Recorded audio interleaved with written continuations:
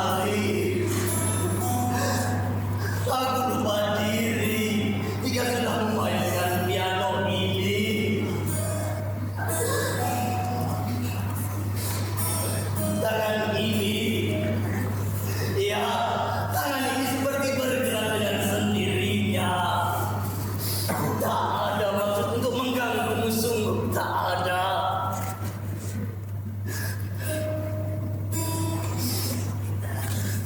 Aku tak akan memainkan piano ini lagi jika itu hanya akan mengganggumu. Sekali lagi maafkanlah aku.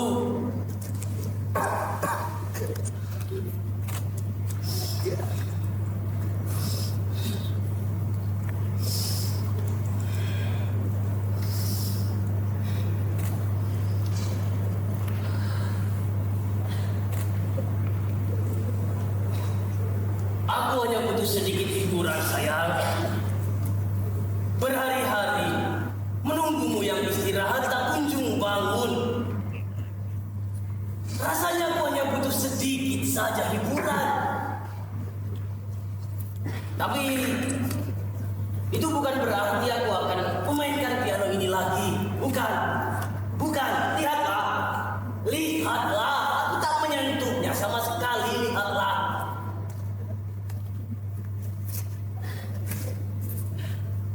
Baiklah. Apa yang bisa aku lakukan sekarang?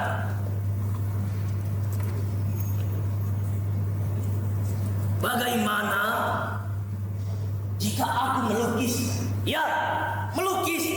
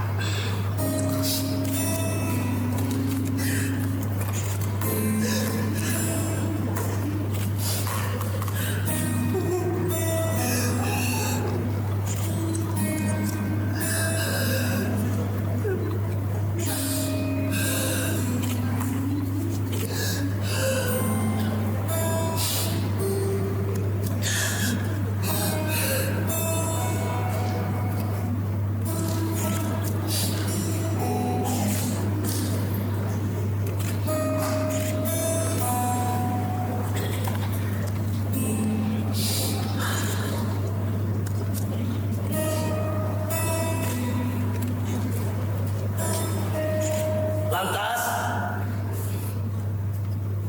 bagaimana aku harus menyempurnakan lukisan ini? Aku tak bisa berandai-andai tentangmu. Kau harus hadir di depanku. Tapi sekarang kau tertidur. Itu artinya aku tak bisa melukis.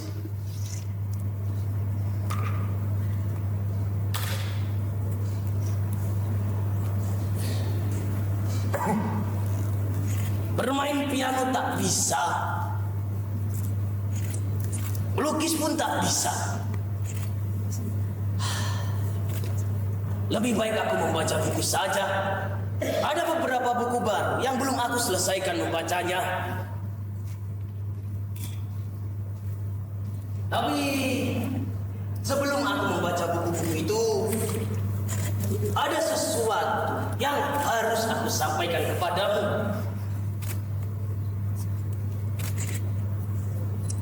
Apa kau tahu isi surat-surat ini? Ya, tak seorang pun yang tahu, termasuk juga engkau, sayang.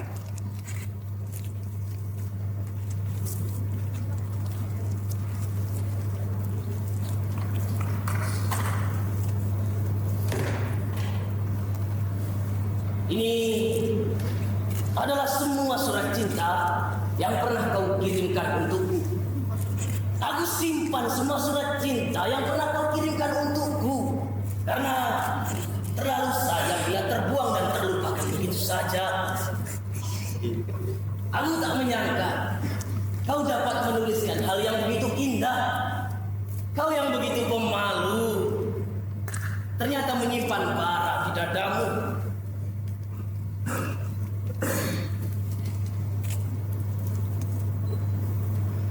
Menjumpai Kakanda yang terbaring di peraduan sepi. Hari ini aku sendiri lagi. Tak ada bintang yang mau menemani, bahkan binatang malam pun tak mau bernyanyi.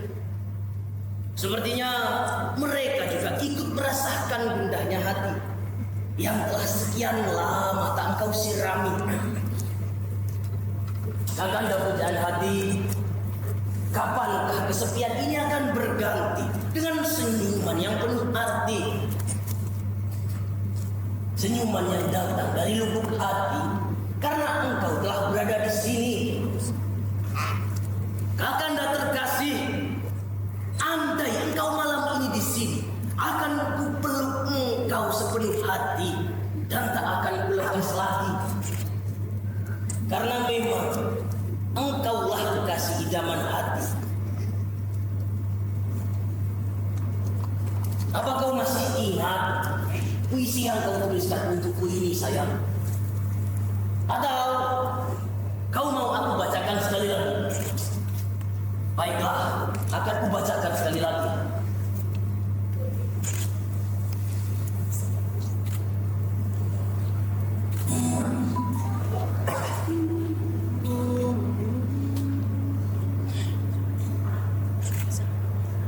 Di matamu kulihat matahari pagi membawa terang tapi tak mengeringkan, dan hangat yang kau bawa bersama pandang matamu telah luluhkan bekunya hatiku. Sayang, sekian lama aku menunggu datangnya sang pangeran yang hendak menjemputku, melepaskan aku dari kesendirian dan menggantikannya dengan segala keindahan. Dan sekarang berakhirlah penantianku itu, karena sang pangeran telah datang. Dan dikaulah pangeran itu.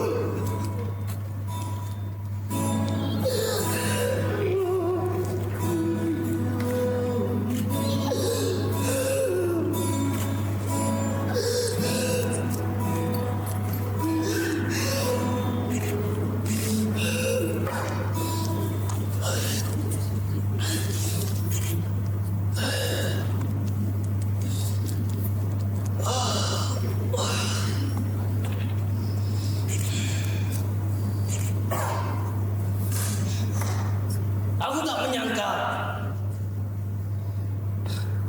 kau menyimpan api di hatimu, api yang mendatangkan hangat dan terang bagi sepi malamku.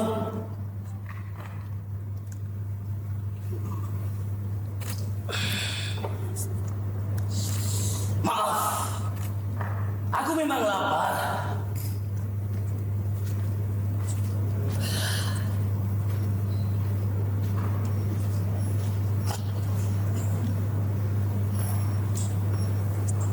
Aku memang belum makan sejak tadi pagi, menunggumu bangun dan kita makan bersama. Tapi hingga larut begini, kau tak kunjung bangun.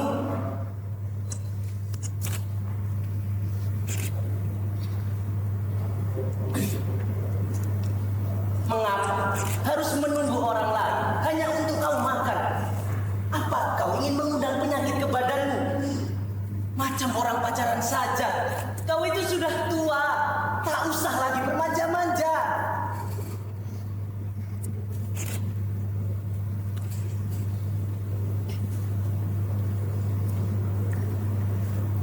Itu pasti yang akan kau katakan bila aku tak mau makan sendirian. Yang seperti itu bukannya aku ingin bermanja-manja, sayang. Hanya saja kurang nyaman bila harus makan sendirian. Berpuluh-puluh tahun kita makan bersama.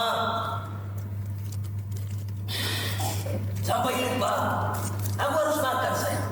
Tenang saja, semua mempersiapkan si Sumi di atas meja makan.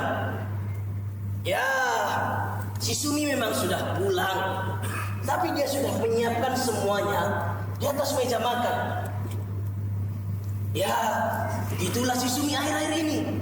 Setelah memasak dan membersihkan rumah, dia lantas begitu saja pulang. Tak lagi berlama-lama di sini. Ketika aku tanya, mengapa tak lagi berlama-lama di sini? Dia menjawab, tidak apa-apa. Hanya saja, wajahnya selalu pucat pasi ketika aku ajak berbicara. Apakah mukaku sekarang yang menyeramkan saya? Apa mukaku sekarang menyeramkan? Atau sudah tak ada lagi yang bisa diajak berbincang? Biasanya kan dia selalu berbincang apa saja denganmu. Tapi akhir-akhir ini kau tidur tak mau diganggu.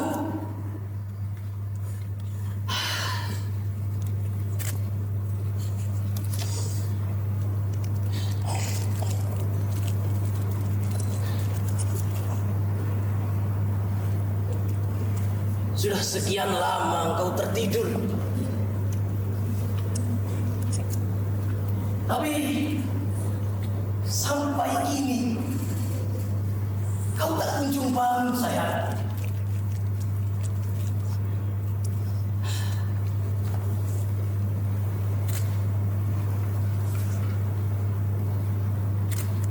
Aku sudah menanti sepanjang malam.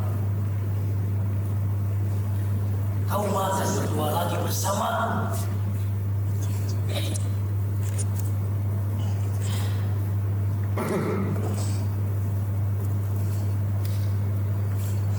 Mengapa? Mengapa kau tak kunjung bangun?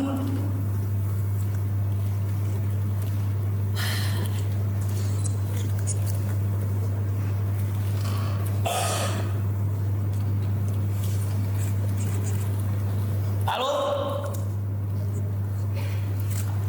Iya. Oh. Ada. Ya. Tunggu sebentar.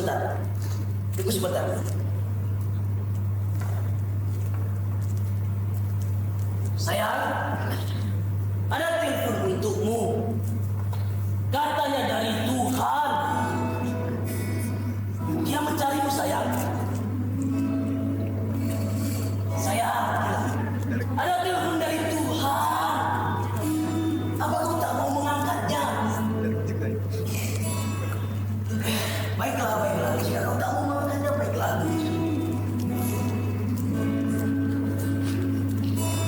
Tuhan, bukannya istriku tak mau mengangkat telepon darimu. Hanya saja istriku sekarang ini sedang tidur dan tak mau diganggu oleh siapapun, termasuk juga olehmu. Mungkin kau bisa menelepon lagi 1 atau 2 jam ke depan atau kalau kau tak bisa nanti bisa telepon besok, minggu depan, bulan depan, tahun depan, kapan saja kau dapat melakukannya, Tuhan. Kami sungguh-sungguh menanti telepon darimu. Atau jika ada pesan yang ingin disampaikan ke istriku, sampaikan saja kepadaku, biar nanti saya yang sampaikan. Iya Tuhan, terima kasih atas pengertiannya. Yang seperti ini bukannya istriku tak mau menghormatimu, tetapi ketika saya sampaikan ada telepon darimu, dia menjawab akan menelepon balik. Iya Tuhan, terima kasih. Mohon maaf atas ketidaknyamanannya. Iya Tuhan, selamat malam.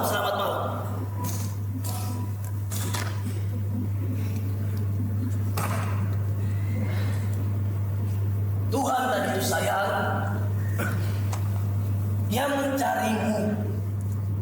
Dia menanyakan bagaimana kabarmu karena sudah lama kau tak menghubunginya.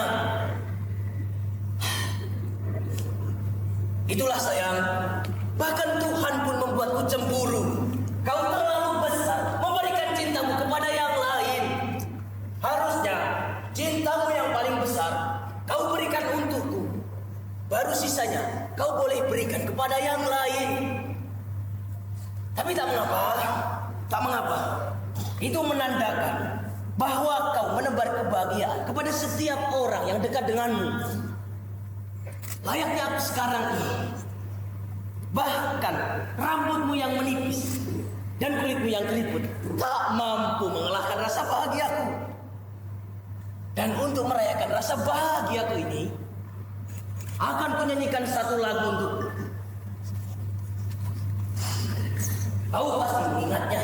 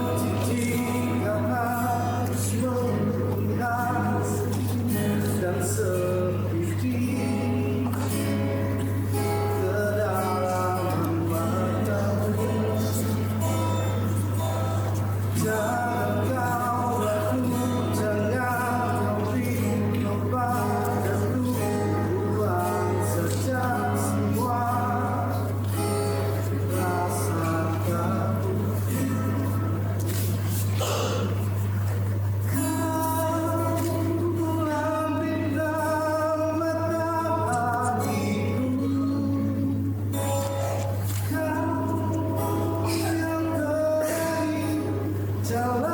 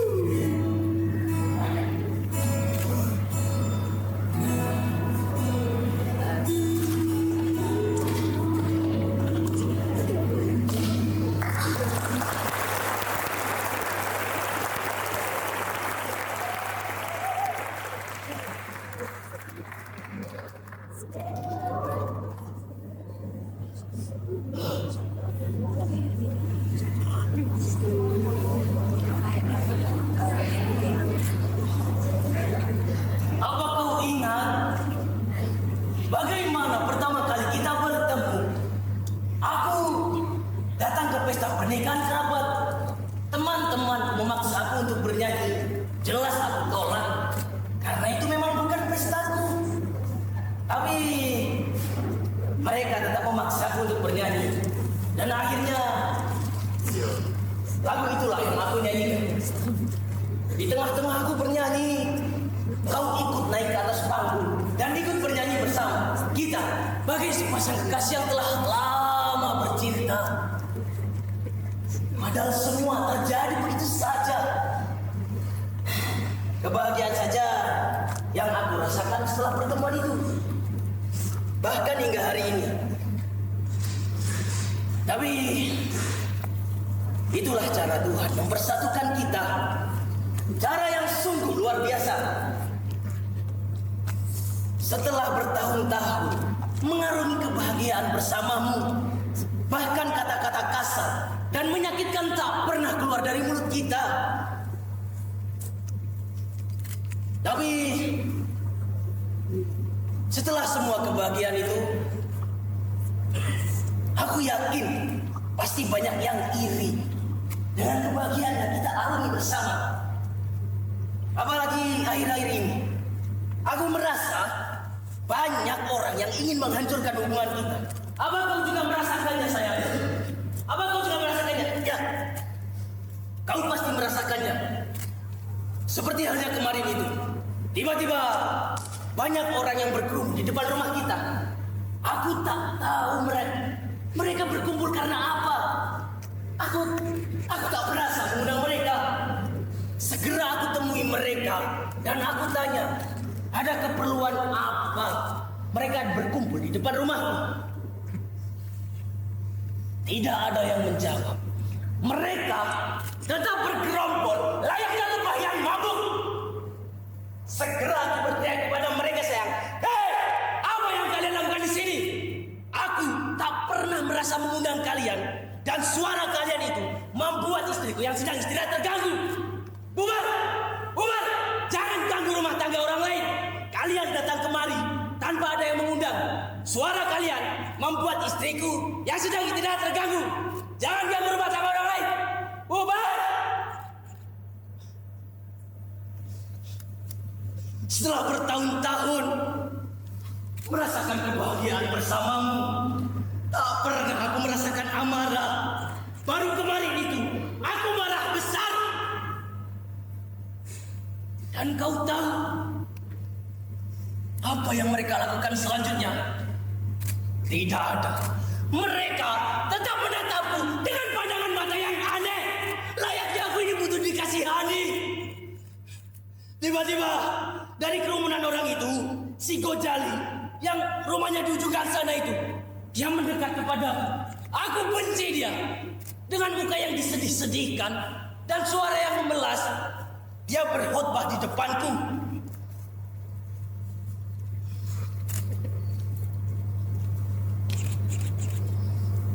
Pak,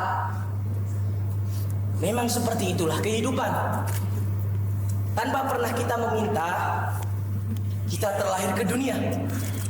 Dan tanpa kita minta pulang, kita harus kembali kepada sang pemilik jiwa. Kita harus mengikhlaskan apa yang memang bukan milik kita. Yang berada di sekitar kita ini semuanya hanya kesementaraan, Pak.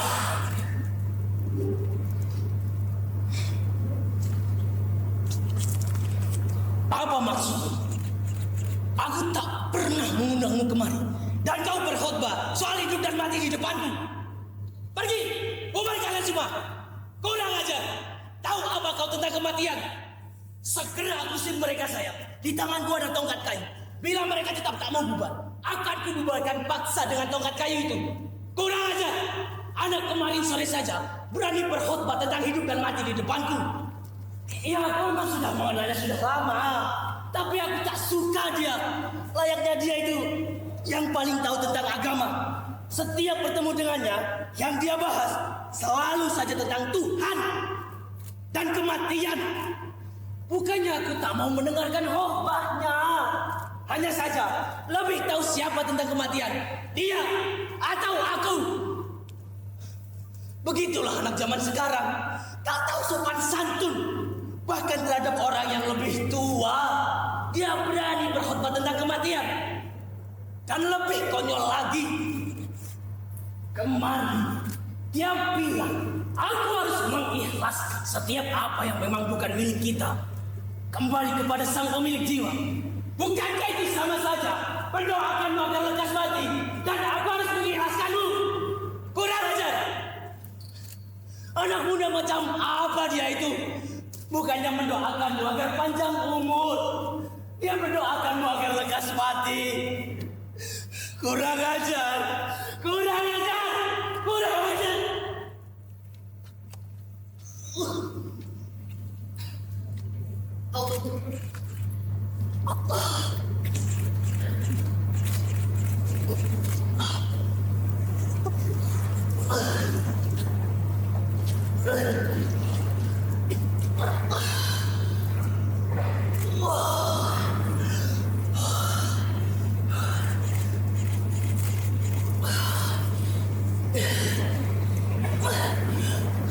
Marah tadi membuat nafasku menjadi tersengal-sengal.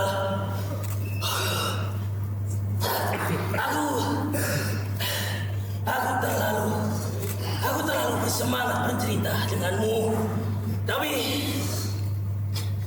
memang itu yang harus aku lakukan agar kau berhati-hati ketika bertemu dengan si Gojali itu. Aku yakin kemarin dia bertemu denganku. Dia mendoakanmu agar lekas mati. Besok jika kau bertemu dengannya, dia pasti akan mendoakanku yang akan lekas mati.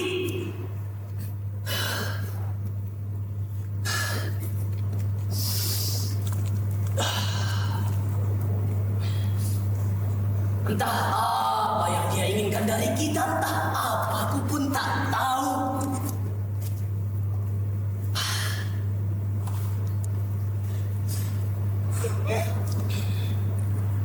Biarkanlah orang-orang menjadi aneh,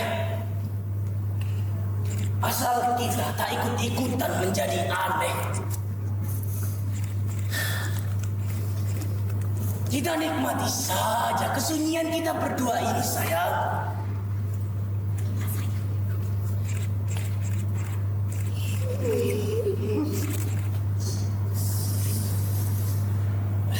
Kesunyian ini membuat kedua mataku terasa berat.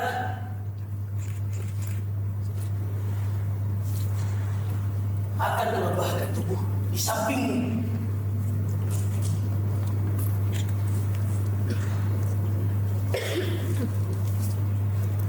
Selamat malam, sayang. Selamat beristirahat.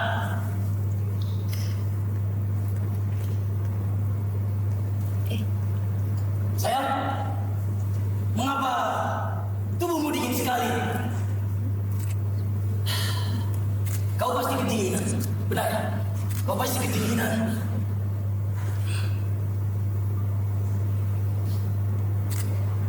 Sayang,